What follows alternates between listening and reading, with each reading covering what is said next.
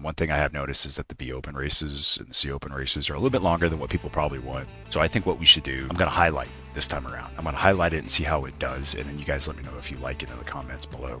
But what we're going to do is we're going to talk about this Martinsville race that I just did. 12 cautions, we gained 19 IR and a .08 safety from the pits because we were having wheel issues, we were having all sorts of issues. I was going to record the race and then ended up having too many issues leading into it. Wheel didn't have any power, my monitors were acting up. I posted a video about that in Discord. It just wasn't a lot of fun. So we're going to go through this race. We're going to talk about the cautions, the first one that led to it. I'm going to show you guys me starting from the pits, and then we're going to kind of break it down after that. We're not going to go over every caution because a lot of these are cautions of people who are self-spinning on their own, or people who are spinning out, or people who are just driving into the rear of another car.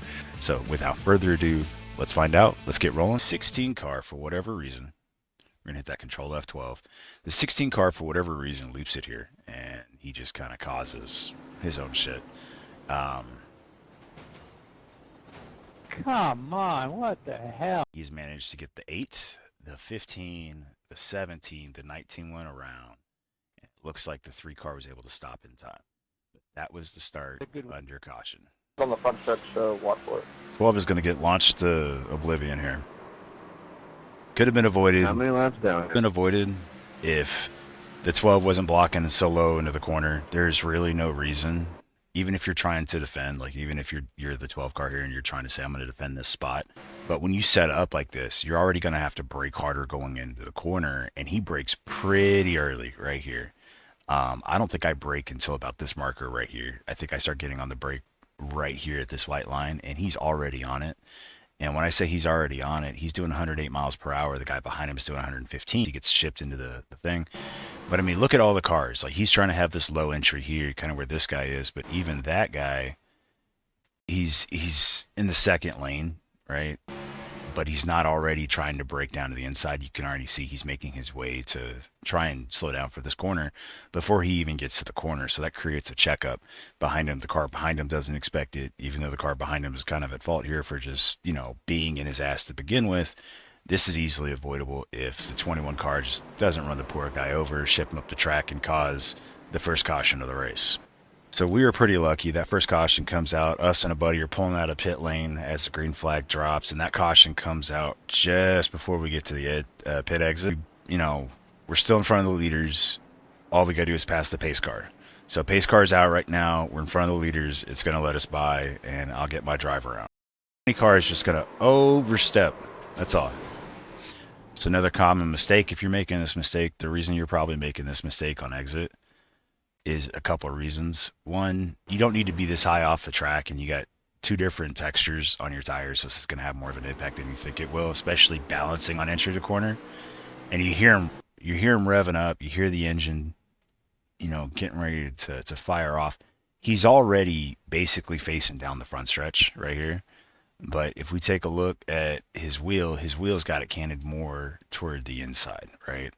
And so what happens is he starts to step on the throttle, and he's got one tire up here on this dark seam. Again, let's talk about that texture. So you start stepping on the throttle when you hit this area up here, and you got tires that are down here. If you have more grip on this side, the tires aren't going to spin as much. If you got less grip on this side, the tires are going to spin as much. He steps on the gas, and the side with more grip rotates the car and ends up spinning it. At least that's what I think is going on. He steps on the gas too much, spins the tires too much, and forces it to roll to the left. Very common mistake, throws to the inside wall. And usually when they throw it to the inside wall, expect them to come back up. Like, if you are, as we see him go to that inside wall, we know he's coming back. Do not lift here. Because if you lift and he ends up hitting hard enough, he will come all the way back up to this lane here. We need to make our way up here. But if you're like this guy back here and you turn the corner, you have a better view. You can lock it up. You could even bring it down to the bottom of the track. Probably won't hit this guy. But it gives everybody a good idea where he's at. He doesn't spin too far out. Everybody's able to recover. Logan here slows it down. He locks it up pretty quick. He's doing 70 through the corner. He sees that guy already on exit. And listen to his engine. Right there. The moment he sees the smoke, he sees this guy, he's hitting the inside. He knows, 1, the caution's coming out. 2, this guy's going to come back up. So now he's waiting. How far back up is he going to come?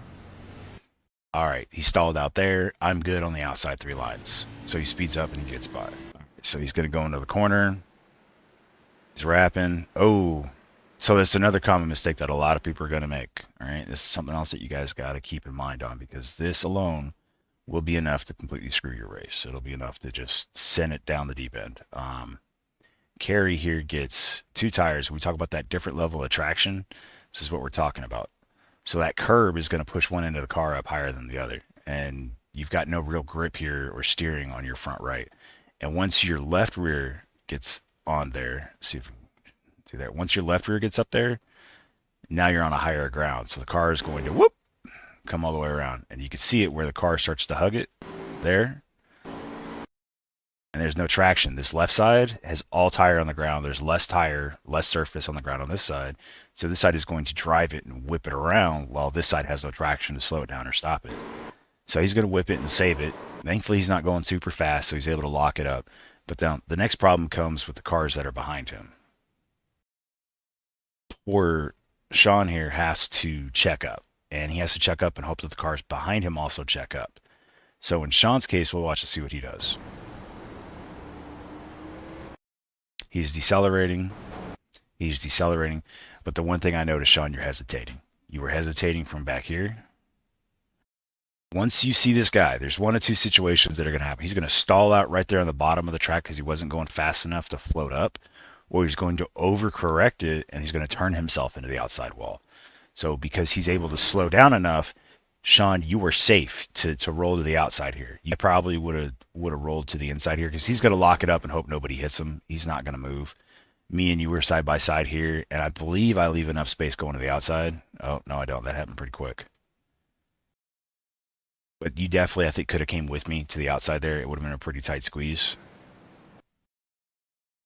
If you would have rubbed me, you would have rubbed me. I might have ended up in the wall. But this definitely, I think you could have fit here with me, and I would have gone wider.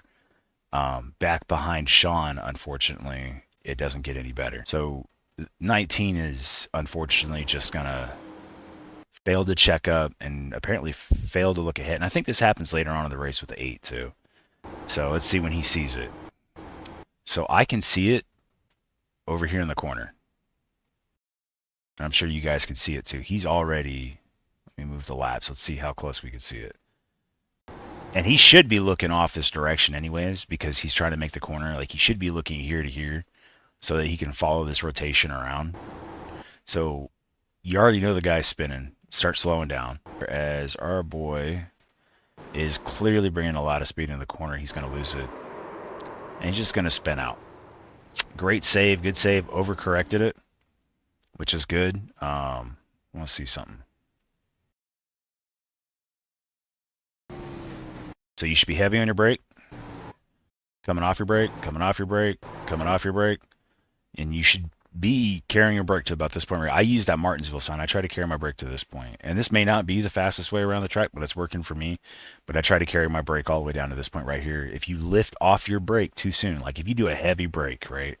Like say, let's say he heavy brakes from this point to this point and then just gets off, right?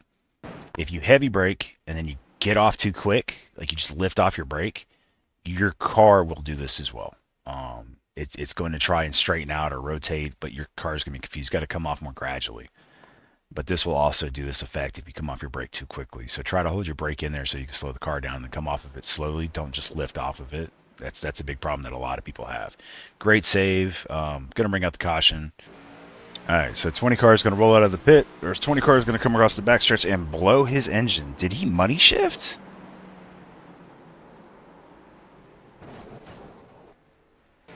So the 16 car was involved in a lot of stuff. He self-spun in the beginning. He self-spun a few times, if I remember right. Self-spins here. Again, too much speed through the corner. Just whips it around. Self-spins. Very common. Brings out the caution flag.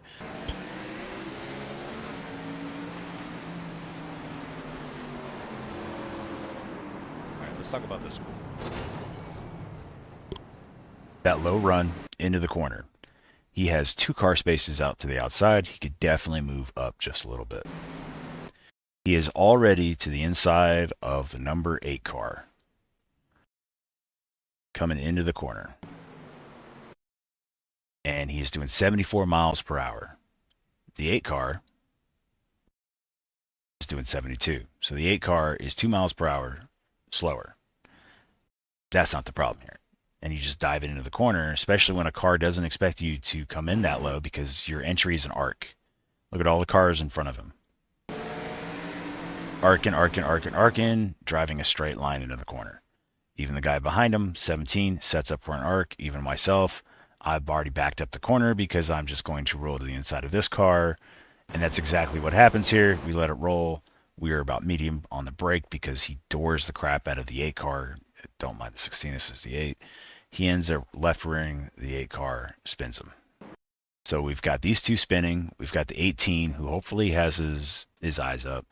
We've got the 8 sliding up into the 17. We've got myself right here and the 16 going to the inside wall. So the 15 needs to slow down to check up for these cars. He honestly should have seen that the 16 was going to dive bomb that corner and probably set up for this defense a little bit earlier. Because he doesn't, we get punted and the 17 gets hit. Boom.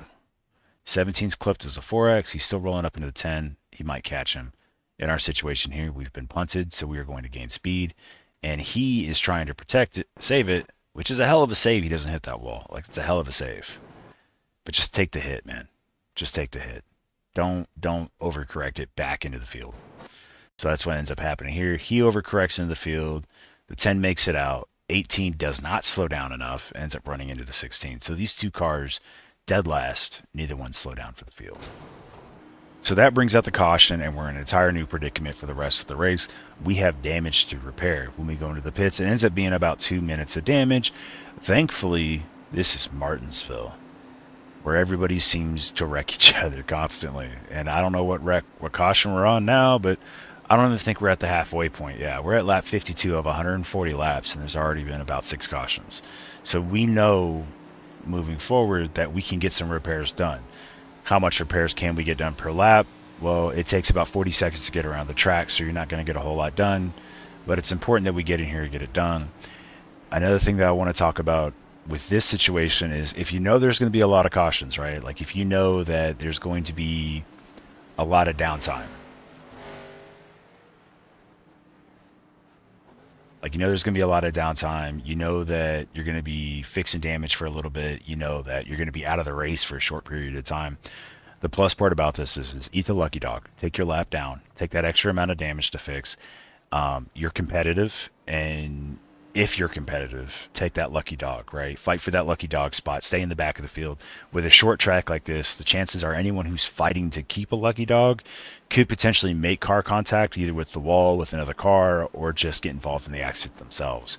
And that will move the lucky dog down to you. So don't worry about over-fighting or trying to stretch it out, right? Like, don't worry about trying to get that lucky dog position on a short track like this. And this isn't in every track situation. Short tracks tend to be pretty good with this, but we're going to eat that lap down, eat as much repairs as we can. I think we get about 45 seconds to a minute done here.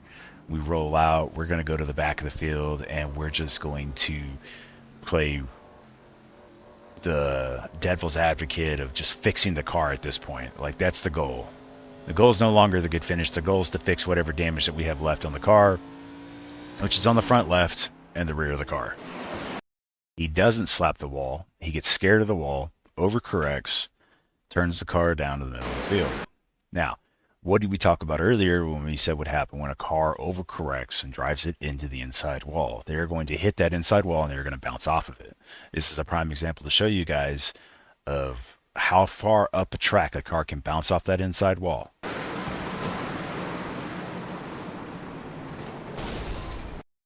So the car blows his engine, and he is definitely out for the rest of the race, which is good for us, right? It helps us out a lot. But unfortunately, the problem that we run into now is we actually receive a 0x from this incident because we end up snagging that wall right there. So because we touched that wall, even though it's a lucky dog situation, even if we were fighting for lucky, the guy in front of us is also a lucky dog. But I know there's going to be another caution. I know these guys aren't done yet. So even if Cordell goes in and he gets his repairs done, or Cordell goes in and gets his repairs done, I know that I can still get repairs done. I'm not going to eat a lap down. I'm going to try and come out and get as much as I can during the caution. So we're going to make our way back into the pits. We're going to get some repairs done for this caution. Not a whole lot, but just enough to where we can start knocking down that 10-minute or that 2-3 minutes of damage that we had.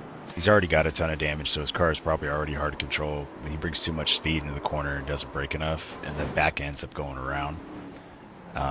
And that.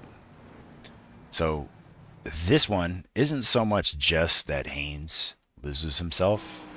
And like I said, he's got a lot of damage from the caution early, or from the lap, or he's got a lot of damage just from the warm-up lap at the beginning of the race, if you guys remember that. But in this situation, he brings in too much speed, brings the back end around, does a good job slowing the back end of the car by accelerating to try and get the car to spin more, because if he can get sideways, he's going to lose more speed coming this way. So props on Raymond for that. It was really, really smart. But the real culprit here is Mr. Green. Has a lot of time to see that this guy's overspinning here. And then if he's looking through his window, you can see the guy sideways. Still see the guy sideways. He sees the smoke, and he can see the guy sideways through the side window right here, unless he's only running one monitor. But because he takes such a narrow entry as well, he's not set up to get up in the gas right here like he should be. Like, he's not able to really rotate, and he ends up washing outwards, and because he's washing outwards, he ends up running right into the 16 or the 8, and he kind of locks up and freezes here. He's got his wheel locked in, can't do anything else with it. And sometimes that's all she wrote.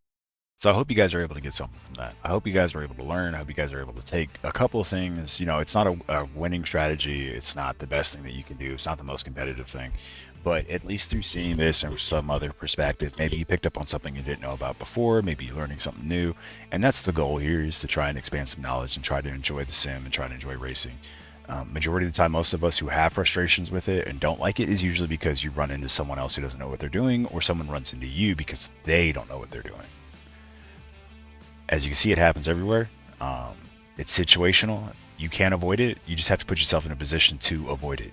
And the best way to do that is to just be aware of what's going on around the track, is to have that awareness of where cars are on the field, and not just where cars are on the field, but who to avoid. The 16 you guys saw spun out multiple times. The 10 ran into multiple cars. The 20 spun himself out, ran into multiple cars. So you can definitely learn from seeing these cars run into other cars and do all the things that they're doing, and seeing how the wrecks develop. And then you could also learn how to pick and choose your fights. And that's the whole goal of this. And Martinsville is really big about picking and choosing your fights. If you pick a fight with someone who's got good tires and is really good, it's going to be a long fight, especially if you have the same tires.